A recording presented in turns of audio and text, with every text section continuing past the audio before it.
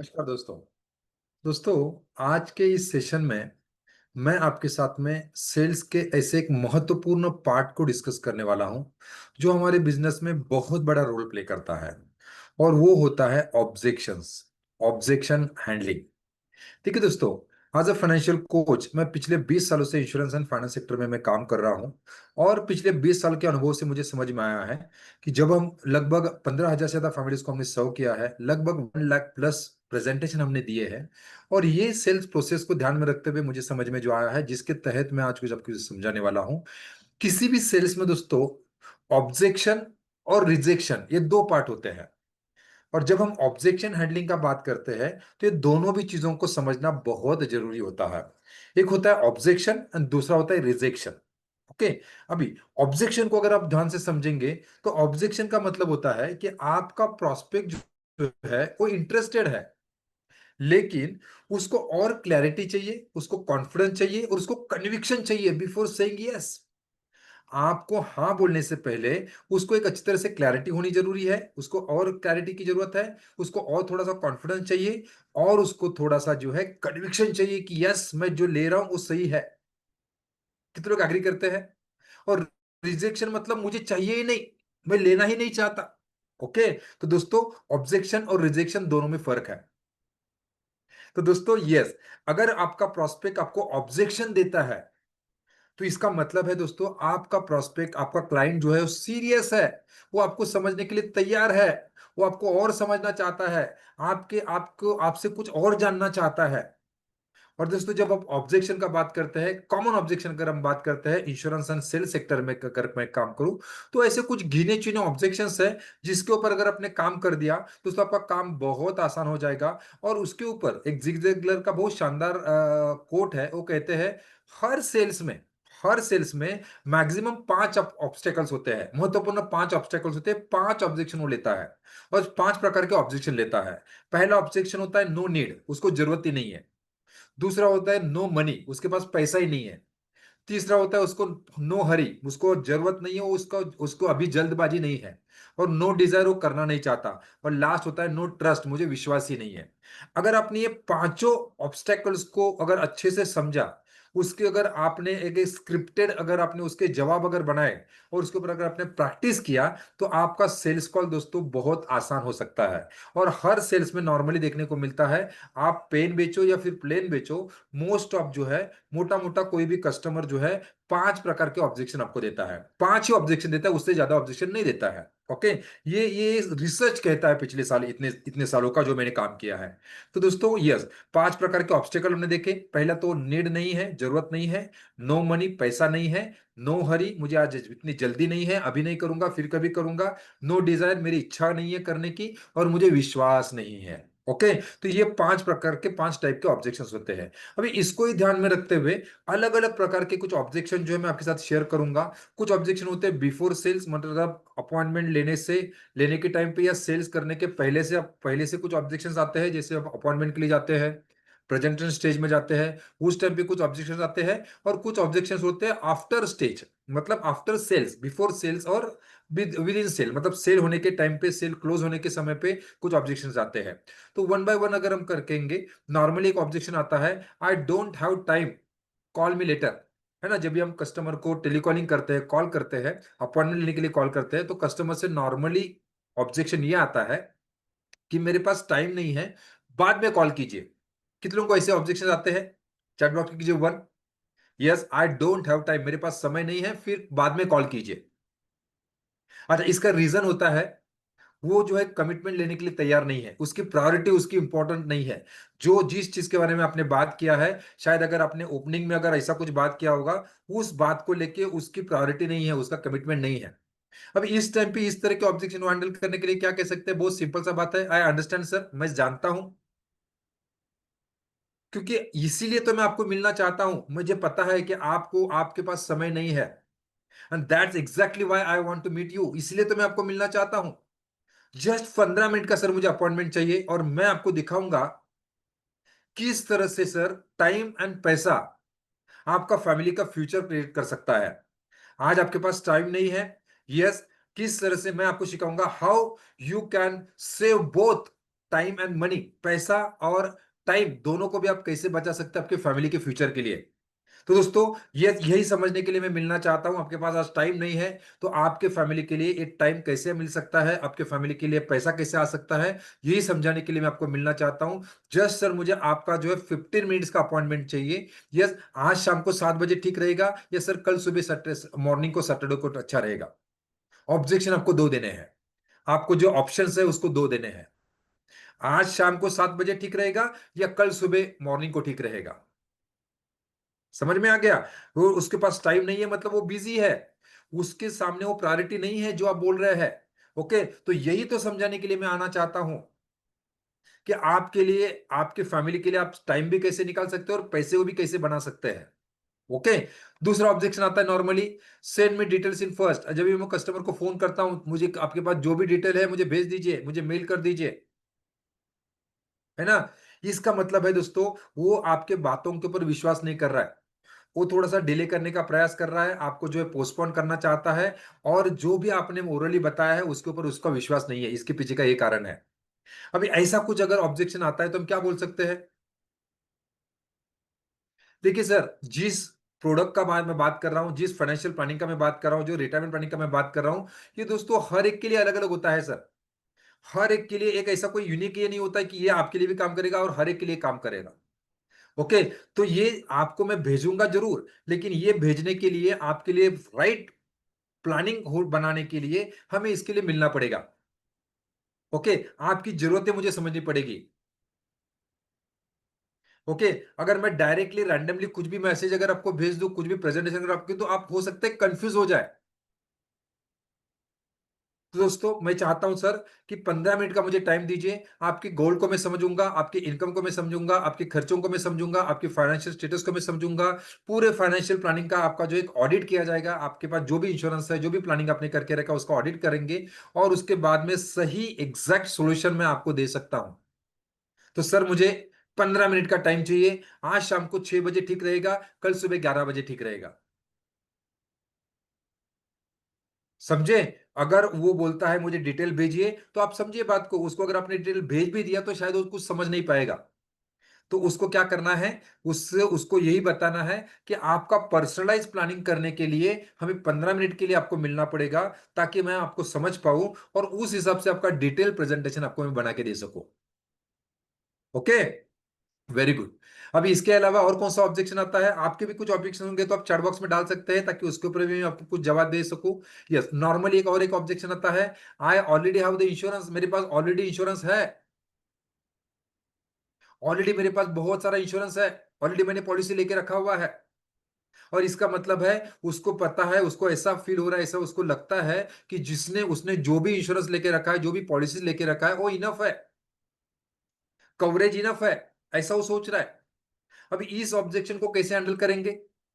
Yes, पहले तो उसको अप्रिशिएट कीजिए। Yes, that's a great sir, बहुत अच्छे। बहुत सारे पीपल, लोगों ने तो अभी तक शुरुआत ही नहीं किया है। आपने तो ऑलरेडी कवरेज अच्छा सा इंश्योरेंस करके रखा है, इसका मतलब आपने इंश्योरेंस लेके रखा हुआ है। बहुत सारे लोगों ने तो अभी तक शुरुआत ही नहीं किया है।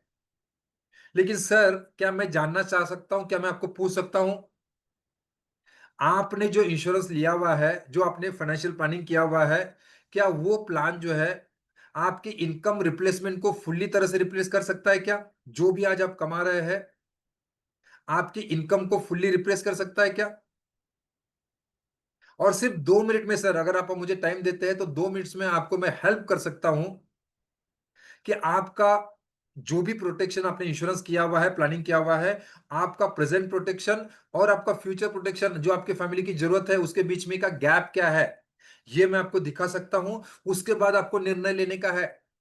अगर आपको लगता है कि आपने जो लिया हुआ जो प्लानिंग है वो सफिशियंट है, ऑलरेडी अपने इंश्योरेंस अच्छे से किया हुआ है, जिससे आपकी फैमिली प्रोटेक्ट हो सकती है, आपका इनकम प्रोटेक्शन हो सकता है, तो आपको नया कुछ करने की जरूरत नहीं है सर।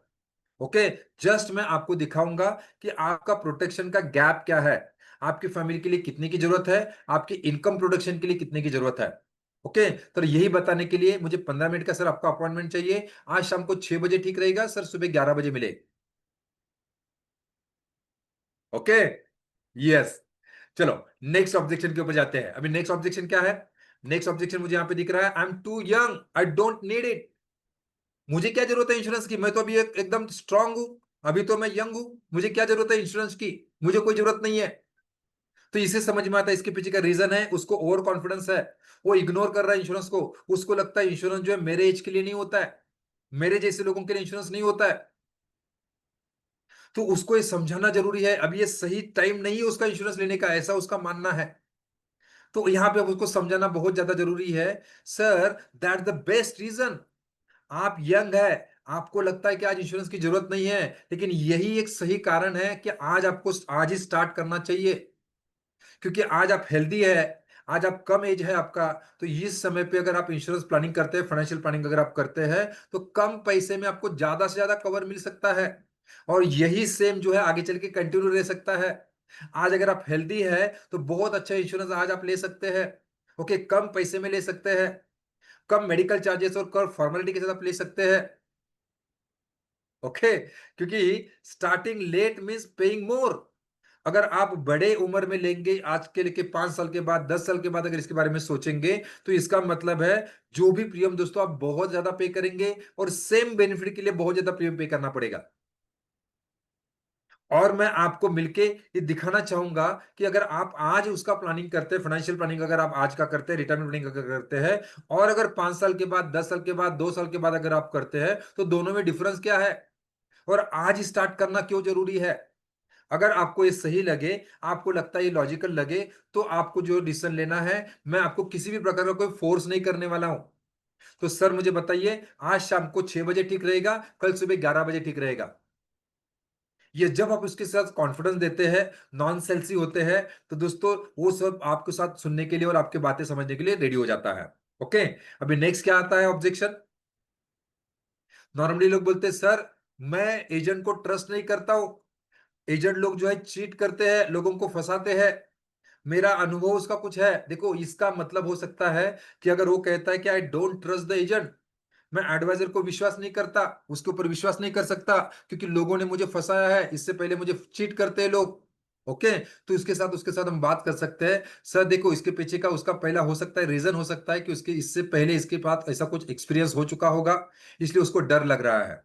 तो उसके बाद पहले तो उसको रिस्पेक्ट कीजिए, I respect your concern sir, एकदम आप सही बोल रहे हैं। अगर यस आप मानते हैं कि आपको जो है, yes I respect your concern, और इसलिए आई, जो मैं हूं, हम रिटायरमेंट प्लानिंग एक्सपर्ट है, इंडस्ट्री में पिछले 20 सालों से काम कर रहे हैं, सर्टिफाइड इंश्योरेंस फाइनेंशियल एडवाइजर है, और पिछले 20 साल से इंडस्ट्री में काम कर रहे हैं।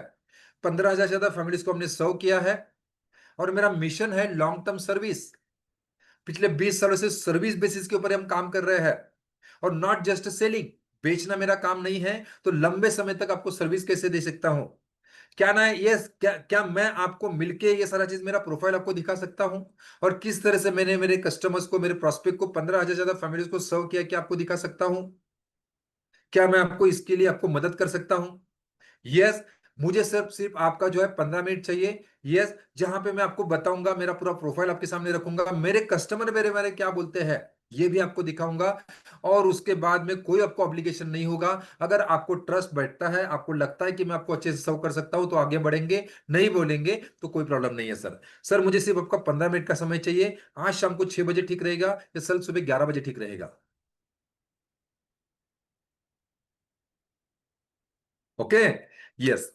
और क्या ऑब्जेक्शन आता है, नॉर्मली आप अगर हेल्थ इंश्योरेंस के साथ अगर डील कर रहे हैं, तो नॉर्मली हमें ऑब्जेक्शन कॉमनली आता है, my company gives me insurance, मेरी कंपनी ने मुझे ऑलरेडी इंश्योरेंस दिया हुआ है, ऑलरेडी इंश्योरेंस दिया हुआ है। तो इसका मतलब है यस, उसको उसको लगता है कि उसकी कंपनी ने ऑलरेडी इंश्योरेंस किया हुआ है। तो yes, misunderstanding of employer the insurance, उसको पता ही नहीं है कि जो उसकी कंपनी ने इंश्योरेंस दिया उसके माइनस पॉइंट्स क्या है। तो उसके लिए समझाना जरूरी है, दैट्स गुड सर, बहुत अच्छी बात है। आपने, आपके कंपनी ने आपको ऑलरेडी इंश्योरेंस दिया हुआ है, लेकिन आपको ये पता होना चाहिए, आपको मालूम होना चाहिए कि जो आपने कंपनी से इंश्योरेंस लिया हुआ है वो एक ग्रुप इंश्योरेंस होता है। ओके, इस कंपनी को कभी भी रोका, इस इंश्योरेंस को कभी भी रोका जा सकता है। जब आप कभी जॉब छोड़ते हैं, तो इसको इसको इसको ये जो इसका लाइफ, इसकी जो सिक्योरिटी खत्म हो जाती है। जब आप रिटायर्ड हो जाते हैं, तो इसका बेनिफिट आपको बंद हो जाता है। जब आप जॉब छोड़ते हैं या किसी भी कारणवश उसको इसका कवर जो है स्टॉप हो सकता है। पर्सनल इंश्योरेंस हर एक का आपके पास होना चाहिए। ओके, आपके फैमिली का पूरा मिला के एक पर्सनल इंश्योरेंस कवर होना चाहिए, क्योंकि आज तो आपके पास कंपनी ने कुछ छोटा-मोटा इंश्योरेंस दिया हुआ है, लेकिन जब जब आप जॉब छोड़ेंगे, जब आप रिटायर्ड होंगे या जब आपकी कंपनी इस स्कीम को बंद करेगी, उस टाइम पे शायद आपको नया पॉलिसी नहीं मिल सकता है। आपका एज ज़्यादा हो सकता है, शायद आपकी कोई प्री एक्जिस्टिंग डिजीज़ हो सकती है, कुछ बीमारी के लिए आपको वेटिंग पीरियड आ सकता है। इसलिए भले आपकी कंपनी ने आपको कुछ जो भी इंश्योरेंस दिया हुआ है, लेकिन उसके बावजूद भी आपकी पूरे फैमिली का आपका पर्सनल इंश्योरेंस होना बहुत ज़्यादा ज़रूरी है। और यही मैं समझाने के लिए आपको आना चाहता हूँ। आपने जो कंपनी ने दिया हुआ है इसमें प्लस क्या है, उसके माइनस क्या है, उसके बेनिफिट्स क्या है और इसके ड्रॉबैक्स क्या है और किस तरह से मैं आपको एक ही प्लान में पूरे फैमिली को कवर कर सकता हूँ और लाइफ टाइम तक कैसे कवर कर सकता हूँ, यही समझाने के लिए मैं आज आपको मिलना चाहता हूँ। आज शाम को 6 बजे ठीक रहेगा या कल सुबह 11 बजे ठीक रहेगा? अच्छा, कुछ ऑब्जेक्शंस ऐसे भी आते हैं कि आफ्टर सेल आपने पूरा प्रेजेंटेशन दे दिया, आपने क्लोजिंग कर दिया, प्रीमियम डिसीजन के ऊपर अभी बात आ गई है, उस टाइम पे कुछ ऑब्जेक्शंस आते हैं और ये ऑब्जेक्शन नॉर्मली क्या होते हैं? Premium is too high. Sir, आप जो प्रीमियम बता रहे हैं, आप जो पैसा भरने के लिए बता रहे हो, वो बहुत ज़्यादा है और इसका मतलब है अगर उसको प्रीमियम ज़्यादा लग रहा है, इसका मतलब है उसको अभी तक वैल्यू समझ में नहीं आई है। इसलिए वो प्रीमियम से शॉक हो चुका है। ये उसको प्रीमियम बड़ा लग रहा है क्योंकि उसको वैल्यू समझ में नहीं आई कि इससे उसका वैल्यू क्या उसको मिलने वाला है। और यहाँ पे इस तरह के ऑब्जेक्शन जब भी आते हैं तो आपको ध्यान रखना है कि आपने शायद प्रेजेंटेशन में उसको वैल्यू नहीं दिखाई है। कितना बड़ा महत्व है इस प्लानिंग का, कितना बड़ा बेनिफिट उसको हो सकता है, मॉनेटरी बेनिफिट कैसे हो सकता है, पर्सनल बेनिफिट कैसे हो सकता है, ये समझाया नहीं है। और यहाँ पे इस ऑब्जेक्शन को हैंडल करने के लिए पहले तो अंडरस्टैंड, यस सर मैं समझ सकता हूँ, लेकिन सर क्या मैं आपको पूछ सकता हूँ कि आपका मंथली इनकम क्या है? और अगर आपका मंथली इनकम ये है, तो उसके सामने जो मैं प्रीमियम का बात कर रहा हूं, ये इतना सिर्फ हार्डली कितना 1% भी नहीं है सर, 2% है सर, जो भी आपका प्रीमियम होगा। और इसके सामने आपका जो इनकम है, जिसके सामने आप इतना छोटा सा प्रीमियम पे कर रहे हैं, जो आपके इनकम का छोटा सा पार्ट है, जिसके सामने आपको लगभग 1 करोड़ रुपए का फैमिली के लिए सिक्योरिटी मिल रहा है। 1 करोड़ फैमिली की कल से सिक्योरिटी मिल रही है, जो बहुत महत्वपूर्ण है, बहुत महंगी है और जिसके लिए आपको सिर्फ महीने का 5,000 रुपये सेव करना है। भी आप डिसाइड कर सकते हैं 1 करोड़ के सामने 5,000 रुपया पे करना या फैमिली को ऐसे ही अनप्रोटेक्टेड छोड़ देना। अगर आपको लगता है कि 1 करोड़ सिक्योरिटी के सामने फैमिली के लिए जो 1 करोड़ की सिक्योरिटी जरूरी है, उसके सामने 5,000 ज्यादा लगता है, तो आपको फैमिली का डिसीजन आपका है सर। ओके, तो इस तरह से हाई प्रीमियम मतलब आपने उसको वैल्यू क्रिएट नहीं किया, वैल्यू उसके सामने दिखानी पड़ेगी। ओके, नेक्स्ट एक सवाल आता है जब आफ्टर सेल्स में आता है, जब आपका पूरा पूरा प्रेजेंटेशन समझ में आ गया, let me think about it, मैं थोड़ा सोच के बताऊंगा आपको। अब इसका रीजन है वो डिले करना चाहता है, उसको डिसीजन लेने के लिए डर लग रहा है और इस टाइम पे आपको थोड़ा सा धीरज रखना है। वो सोच के बताना चाहता है, उसको पहले तो उसके ऑब्जेक्शन को एक्सेप्ट कीजिए, ऑफ कोर्स सर जरूर सोचना चाहिए, आपको आपका सही टाइम लेना चाहिए, बट सर लेकिन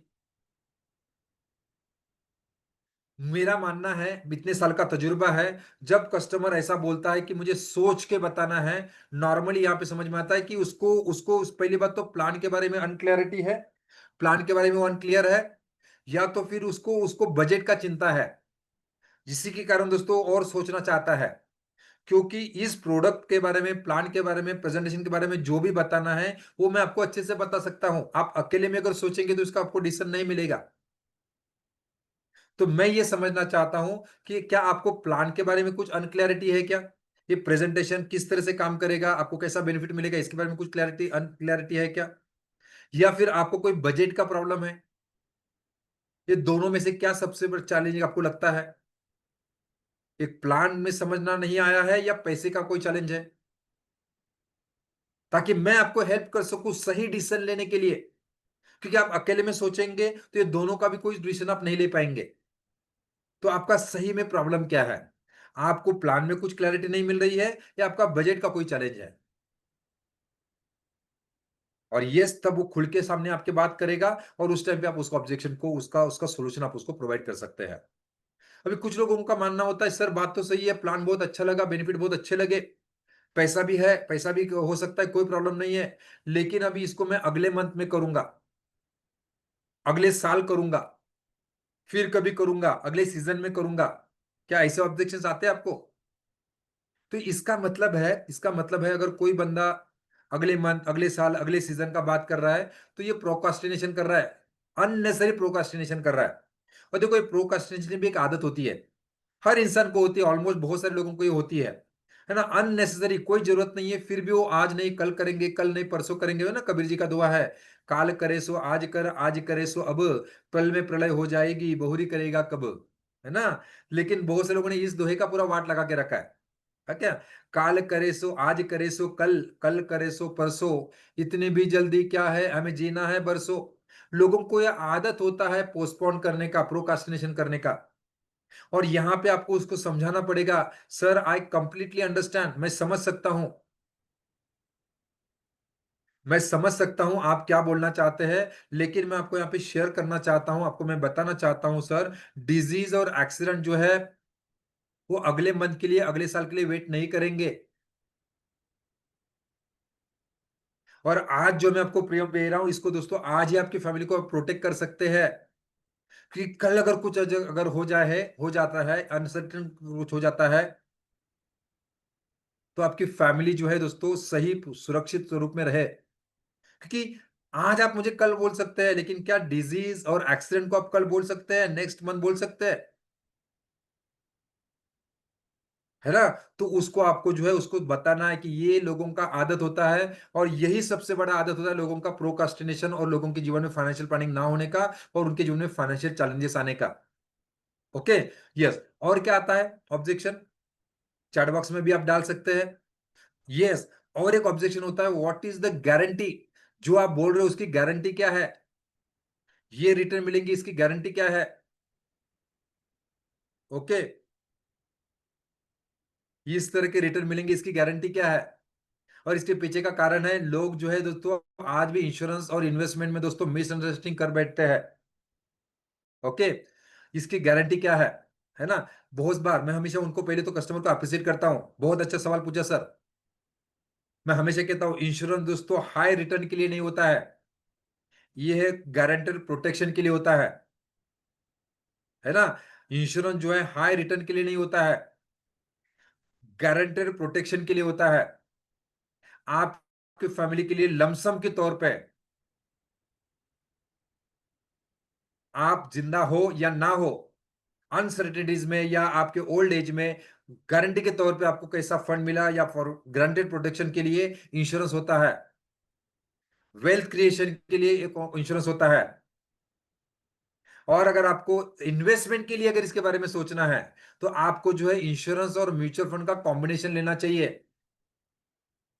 क्या इस तरह का प्रेजेंटेशन में कुछ आपको दिखाऊं, जहां पे आपको इंश्योरेंस भी मिले और बहुत अच्छे रिटर्न्स भी मिले लंबे समय के लिए? ओके, तो देखिए, लोगों को कभी भी, ये बहुत सारे लोग जो है, ये बहुत सारे लोग जो है आज भी इंश्योरेंस को इन्वेस्टमेंट ऑप्शन लेके बैठते हैं, और ये उसको वहीं पे क्लियर करना जरूरी है, क्योंकि अगर आपने रॉन्ग सेलिंग से आज बेच भी लिया, तो फ्यूचर में उसका बहुत बड़ा चैलेंज आपको आने वाला है। तो उसको यहाँ पे क्लियर देना है, उसको अंडरस्टैंडिंग देना है कि इंश्योरेंस और इन्वेस्टमेंट एक अलग अलग सब्जेक्ट है। अगर आप इसको इंश्योरेंस और इन्वेस्टमेंट वेल्थ क्रिएशन के माध्यम से देखना चाहते हैं, तो आपके पास प्रॉपर प्रकार का एक इंश्योरेंस भी होना चाहिए, और म्यूचुअल फंड या अच्छे इंस्ट्रूमेंट भी आपके पास होना चाहिए, जो आपको जो है अच्छे रिटर्न बना के दे सके। अच्छा, कुछ लोगों का अभी ये सवाल भी आता है, I want to compare with other companies also. मेरा कंपनी, मुझे एक प्रेजेंटेशन मिला है जिसमें बहुत कम प्रीमियम आता है, I want to compare with other companies.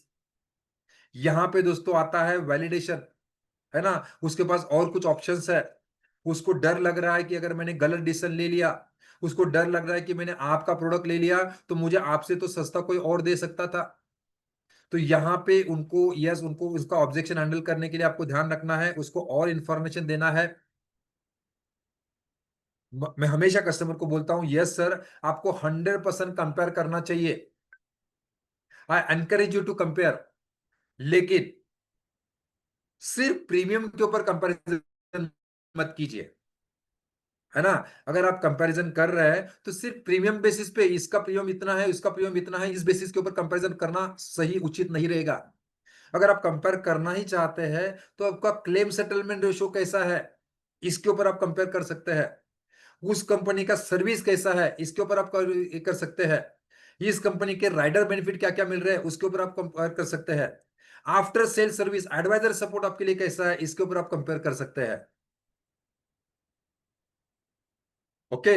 और मैं आपको एक ऐसा एक वैल्यू चेकलिस्ट आपको दूंगा, एक सिंपल सा चेकलिस्ट मैं आपको दूंगा, जिसके माध्यम से आप खुद चेक कर सकते हैं कि ये सारे पैरामीटर के ऊपर अगर जो भी कंपनी सही है उसके साथ आपको जाना चाहिए। क्योंकि ऑल अबाउट दोस्तों इंश्योरेंस एंड इन्वेस्टमेंट जो है दोस्तों फ्यूचर की बात है। आज तो हमने कर लिया, लेकिन अगर फ्यूचर में उसका बेनिफिट नहीं मिला, उस टाइम पे अगर क्लेम रेशियो में कुछ चैलेंज आया, वहां पे अगर आपको बेनिफिट मिलने में कुछ चैलेंज आया, सर्विसिंग में कुछ चैलेंज आया, तो यस दोस्तों थोड़ा सा फायदा लंबे समय का बहुत बड़ा नुकसान कर सकता है। ओके। तो कंपेयर करने के लिए ऑलवेज उनको रेडी रखिए, लेकिन उससे पहले उनको जो है एक चेकलिस्ट दीजिए, कौन से बेसिस के ऊपर उसको चेक करना चाहिए, कंपेयर करना चाहिए। कुछ लोग बोलते हैं पूरा सुनने के बाद, सर मेरे पास ऑलरेडी बहुत सारी पॉलिसीज है, एक और कॉन्फिडेंस होता है, लेकिन फिर भी वो अंडर अंडर इंश्योर्ड है। पहले तो उसको अप्रिशिएट कीजिए। पहली बात तो उसको अप्रिशिएट कीजिए कि आप बहुत सारे लोगों से बहुत आगे है। कुछ लोगों ने अभी तक तो इंश्योरेंस प्लानिंग ही नहीं किया है। इंडिया में सिर्फ सिर्फ और सिर्फ लगभग 20-25% लोगों ने प्लान इंश्योरेंस लिया हुआ है। आपने एटलीस्ट इंश्योरेंस तो लिया है। लेकिन बहुत सारे लोग जो है पॉलिसी लेके रखा है, लेकिन वो इनफ नहीं है फैमिली के लिए। इनकम प्रोडक्शन, इनकम रिप्लेसमेंट के लिए वो फॉलो प्रॉपर नहीं है। तो हम एक quick human value checklist complete करेंगे। फैमिली के लिए सही में कितना प्रोटेक्शन होना चाहिए इसको देखेंगे। और एक आपका आपका जो एक ऑडिट किया जाएगा, जहां पे अगर लगता है कि आपने जो इंश्योरेंस लिया हुआ है वो मोर देन सफिशिएंट है, तो आपको और कुछ लेने की जरूरत नहीं है, ना मैं आपको कोई कंपल्शन करने वाला हूं। ओके। अगर आपको लगता है कि आपने अच्छे इंश्योरेंस लिया है, तो आपका एक इंश्योरेंस ऑडिट होगा, आपका लाइफ वैल्यू के हिसाब से उसको चेक किया जाएगा। और अगर आपका इनकम रिप्लेसमेंट, आपका एक्चुअल इनकम रिप्लेसमेंट का नीड अगर फुलफिल होता है आपके इंश्योरेंस में, तो आपको नया कुछ लेने की जरूरत नहीं है। लेकिन इसका ऑडिट होना बहुत ज्यादा जरूरी है, और इसी ऑडिट के लिए दोस्तों हम मिलना चाहते हैं। ओके। तो इस तरह से इस ऑब्जेक्शन को भी हैंडल किया जा सकता है। कुछ लोगों का सवाल होता है, this is risky, I don't want to lose money, है ना। जब भी आप मार्केट लिंक प्लान देने के लिए जाते हैं, ओके, तो ये रिस्की है, यहाँ पे मार्केट का डाउन हो सकता है। और यस, तब उनको दोस्तों ये पूरा कॉन्सेप्ट समझाना जरूरी होता है। Okay. Yes, security and growth. अगर आपको, yes I hear you, that's why you are separate here from two goals. आपके पहले तो एक सिक्योरिटी होना एक अलग बात है, और ग्रोथ मतलब ग्रोथ होना एक अलग बात है। सिक्योरिटी जो होती है वो गारंटी से आती है, जहां पे गारंटेड प्लान आपको लेने होते हैं। और ग्रोथ अगर आपको चाहिए तो यहाँ पे आपको मार्केट लिंक के साथ जाना है। Let's first secure your family with guaranteed cover. पहले आपके फैमिली को गारंटेड कवर के साथ उसको सुरक्षित कीजिए, और उसके बाद में एक ग्रोथ के लिए आप आगे बढ़िए। और यस सर, पहला आपको जो है, जो आपकी जो जिसको मैं कहता हूं सर्टन गोल्स आपके जीवन के हैं, सर्टन नीड्स है, जो इंश्योरेंस कवर है उसको पहला प्रोटेक्ट करके रखिए। उसके बाद में ग्रोथ में जाइए, जहां पे आप अलग अलग रिस्की इंस्ट्रूमेंट में भी आप जा सकते हैं। लास्ट बट नॉट लीस्ट, और एक आता है normally, I am busy when my income increases. Okay, मैं फिर से कभी लूंगा, आज मेरा इनकम नहीं है, उसका कैश फ्लो का एक्सक्लूज होता है। पैसा तो आ रहा है लेकिन पैसा रहता नहीं है, पैसा बचा नहीं सकता है। मैं हमेशा कहता हूं, सर देखिए, प्रीमियम जो है आज सबसे कम होता है। अगर आप कल जाएंगे वेट करेंगे, तो यही प्रीमियम आज जिस चीज के लिए आपको 2000 पे करना पड़ता है, उसके लिए वो ज्यादा पे करना पड़ सकता है। जो बेनिफिट, सेम बेनिफिट आपको इतने अमाउंट में मिल रहे हैं, उससे कम बेनिफिट आपको आगे मिलेंगे, या इस तरह बेनिफिट मिलने के लिए आपको बहुत ज्यादा पे करना पड़ेगा। और इसलिए दोस्तों, अगर आप इंश्योरेंस का बात कर रहे हैं तो आज आपको उसको लेना जरूरी है। सही समय आज है। कितने लोग एग्री करते हैं? इन शॉर्ट दोस्तों, ये सारे ऑब्जेक्शन को ध्यान में रखते हुए आपको एक समझना है। पहले तो आपको बहुत शांति से उसको सुनना है, उसके कंसर्न को पहले तो एक्नॉलेज करना है, वो क्या बोलना चाहता है, उसका सही में ऑब्जेक्शन क्या है। क्योंकि किसी भी सेल्स में मिनिमम 4 ऑब्जेक्शन तो आते ही है। 4 ऑब्जेक्शन को आपने जरा थोड़ा सा संयम के साथ, शांति के साथ बहुत अच्छे से उसको समझ के, अगर उसने आपको अच्छे से फीडबैक अगर आपने दिया, तो नॉर्मली आपका सेल्स क्लोज होने का चांसेस बहुत ज्यादा बढ़ जाता है। जस्ट वो जो बोलना चाहता है उसको रिफ्रेम कीजिए, उसमें थोड़ा सा वैल्यू ऐड कीजिए, है ना? उसका फोकस जो है, जो कॉस्ट के ऊपर है, उसको थोड़ा सा उसका बेनिफिट के ऊपर, उसके वैल्यूज के ऊपर लेके आइए। ज्यादा से ज्यादा कस्टमर को सवाल पूछने का प्रयास कीजिए। और ये कुछ बेसिक चीजें अगर आप फॉलो करेंगे, तो हो सकता है कि बहुत आसान तरीके से जो है आपके कस्टमर को ऑब्जेक्शन को हैंडल कर सकते हैं, कस्टमर के जीवन में और वैल्यू ऐड कर सकते हैं, कस्टमर को डिसीजन लेने के लिए हेल्प कर सकते हैं। और अगर आपने कस्टमर को डिसीजन लेने के लिए हेल्प किया, तो डेफिनेटली कस्टमर सेल्स को डील को क्लोज भी किया जा सकता है। Thank you very much. मैं आशा करता हूं कि यस, ये सारे पॉइंट्स को आपने देखा होगा। इसको एक बार, दो बार, चार बार देखिए, बार बार इसको देखिए और इसके ऊपर अमल करने का प्रयास कीजिए, प्रैक्टिस करने का प्रयास कीजिए। दोस्तों, परफेक्ट, यस, मैं, प्रैक्टिस मेक्स मैन परफेक्ट। जितनी बार इसको आप सुनेंगे, बार बार करेंगे, इस्तेमाल करेंगे, इसमें आप परफेक्ट हो जाएंगे। Okay, so thank you very much दोस्तों। आज का वीडियो अगर आपको अच्छा लगा होगा, आपको बेनिफिट मिला होगा, तो लाइक कीजिए, इस चैनल को सब्सक्राइब कीजिए और आपके दोस्तों के साथ इसको शेयर कीजिए ताकि उनको भी इसका बेनिफिट मिल सके। थैंक यू वेरी मच दोस्तों, मिलते हैं अगले वीडियो में। Thank you very much, bye bye, take care. Please दोस्तों, अगर आप इसको इस सेल्स मास्टरी को अगर अपडेट और डिटेल में जानना चाहते हैं और अच्छे से इसके ऊपर काम करना चाहते हैं, तो आप हमारा insurance commando master class join कर सकते हैं, जो टोटली फ्री होता है, जहां पे हम सीखते हैं कि आप अपने फील्ड के एक्सपर्ट बनते हुए किस तरह से काम कर सकते हैं। 2 घंटे का ये सेशन होता है, जरूर आप इसको अटेंड कर सकते हैं। मिलते हैं दोस्तों upcoming insurance commando master class में। Thank you very much, bye bye, take